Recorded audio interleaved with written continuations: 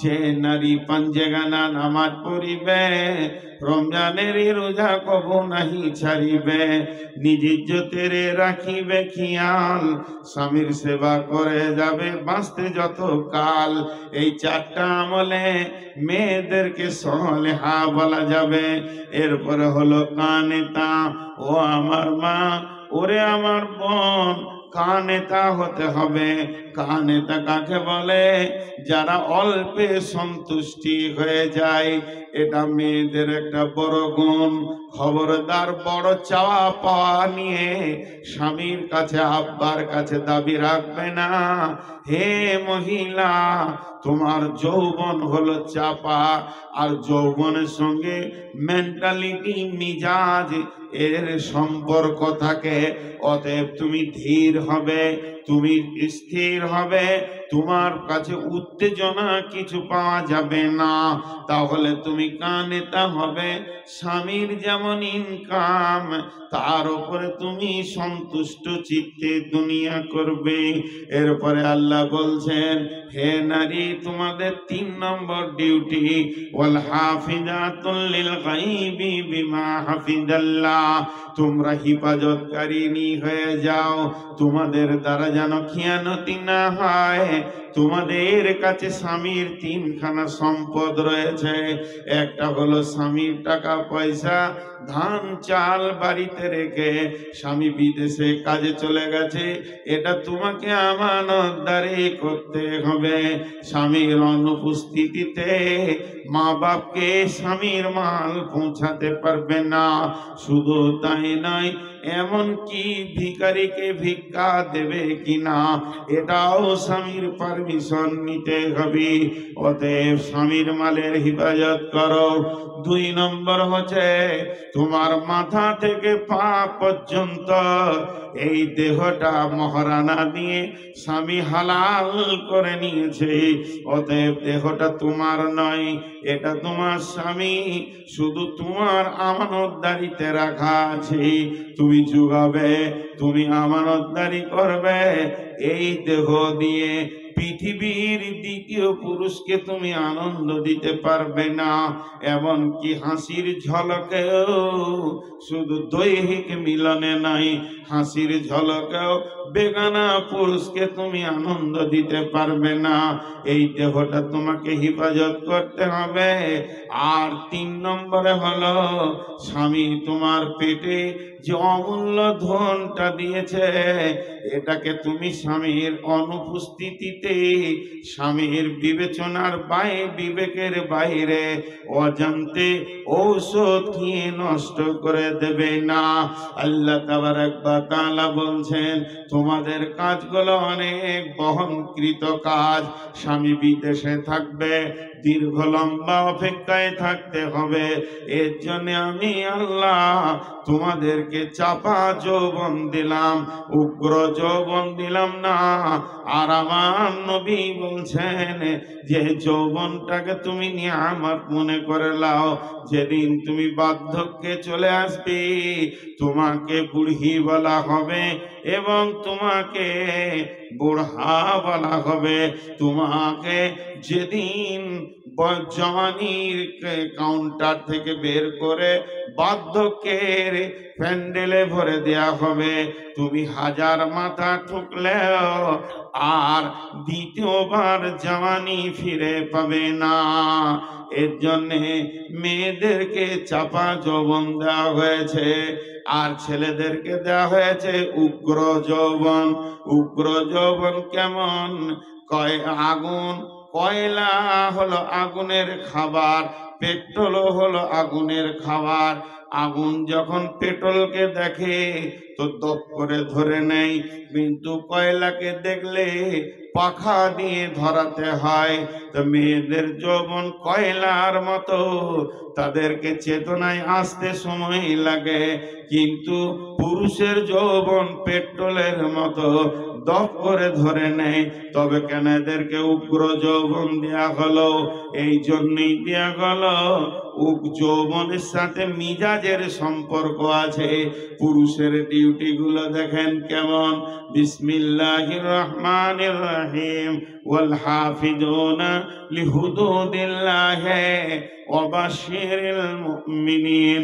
হে পৃথিবীর পুরুষের দল, আল্লাহ তোমাদেরকে কোরআনের সিকিউরিটি বানিয়েছে, অতএব তোমাদেরকে সৈন্যের কাজ করতে হবে।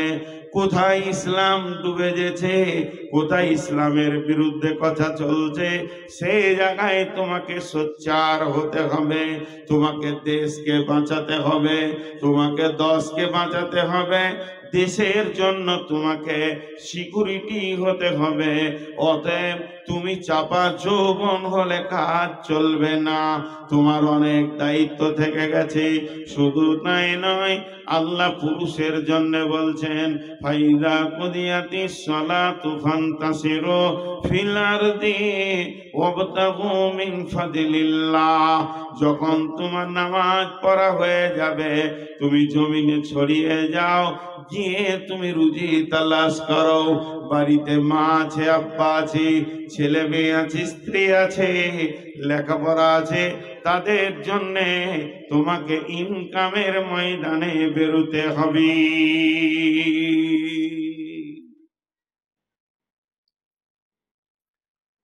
আয়াত একটা, হুকুম দুটা। আয়াত একটা, হুকুম দুটা। ফাইদা কুদিয়াতি সলাতু ফান্তাসিরু ফিল আরদ। আয়াতটা একটা, সূরা জুমায়, হুকুম দুটা লুকানো আছে। নামাজ পড়ো, রুজি তালাশ করো। নামাজ পড়া যেমন ফরজ, রুজি তালাশ করাও ফরজ। নামাজ ছেড়ে দিলে যেমন গুনাহ, হালাল উপার্জন ছেড়ে দিয়ে যুবক যদি চুপ করে বসে দিন কাটায় তো ওই রকম গুনাহ। একটা লোক নামাজে আলহামদ পড়ছে, কুলহ পড়ছে, যে নেকিটা পাবে, আর একটা লোক ডাক বাংলায় মোড়ে এমনি করে হাতে চানা নিয়ে আর চিড়ে নিয়ে বাদাম নিয়ে বিক্রি করছে, বাদাম বাদাম বাদাম, একই নেকি পাবে। নামাজের ভিতরে তেলাওয়াতে দোয়াতে যেমন নেকি আছে, হালাল উপার্জন করতে গিয়ে খরিদ্দারের সঙ্গে কথা বলবে, মাঠে লিবারের সঙ্গে কথা বলবে, এক কথায় রুজি তলাশ করতে গিয়ে জবান দিয়ে যতগুলি কথা বের হবে, সেটাতেও নেকি আছে। হালাল উপার্জন করা ফরজ, আর নামাজ পড়া ফরজ। আর নামাজ ছেড়ে দিলে যেমন গুনাহ হবে, হালাল উপার্জন ছেড়ে দিয়ে কোনো যুবক বাড়িতে চুপ করে বসে যৌবন অতিবাহিত করলে তার কাবিরা গুনাহ হবে। অতএব যুবককে উত্তাল যৌবন কেন দেয়া হলো? এদেরকে যদি চাপা যৌবন দিত তাহলে কি ক্ষতি হতো? এরা মেয়েদের মতো চাপা যৌবন যদি পুরুষকে দিত, এই পুরুষের রাতে লেপে কম্বলে ঢুকে গেলে বেলা 10টা 12টা পর্যন্ত বিছানা ছাড়ত না, ওখানেই পড়ে থাকতো।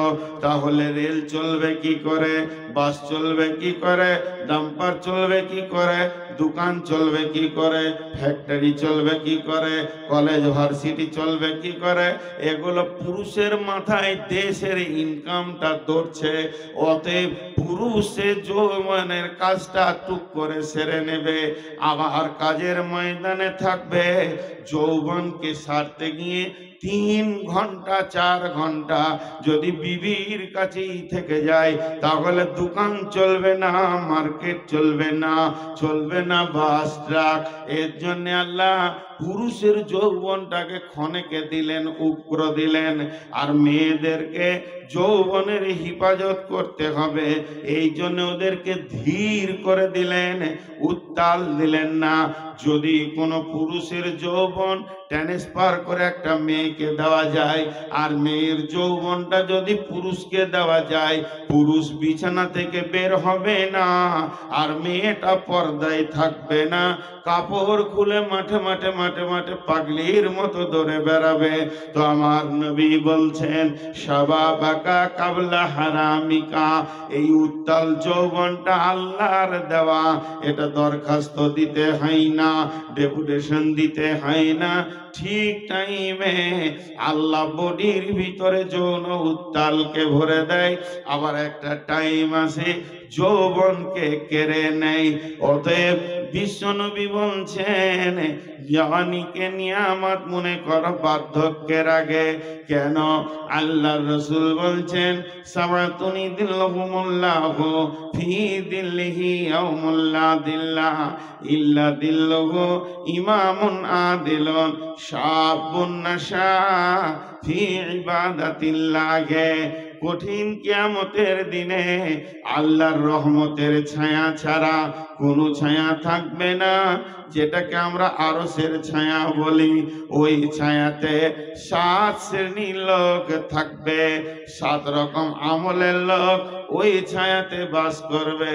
তার মধ্যে একটা হলো ওয়াশাবুন নাশা ফি ইবাদাতিল্লাহ। ওই যুবক, ওই যুবতী যে যৌবন কালটা আল্লাহর হুকুমে অতিবাহিত করেছে। অতএব যৌবন কাল এমন একটা নিয়ামত, এটাকে হিফাজত করতে হবে, আল্লাহ এবং রসুলের হুকুমে চালাতে হবে।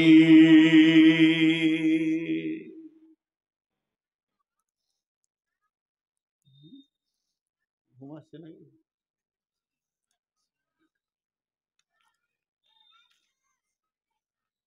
शादी को कहाँ गया?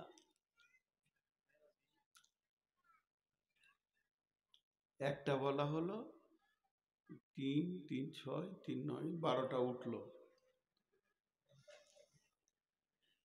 এরা বলছে একটাই হয়েছে, এই রিচার্জই চলবে এখন মোবাইল 10 দিন, চোখ হয়ে যায়। এখানকার লোকের আদতও খারাপ আছে, কিছু খারাপ মনে করিয়েন না।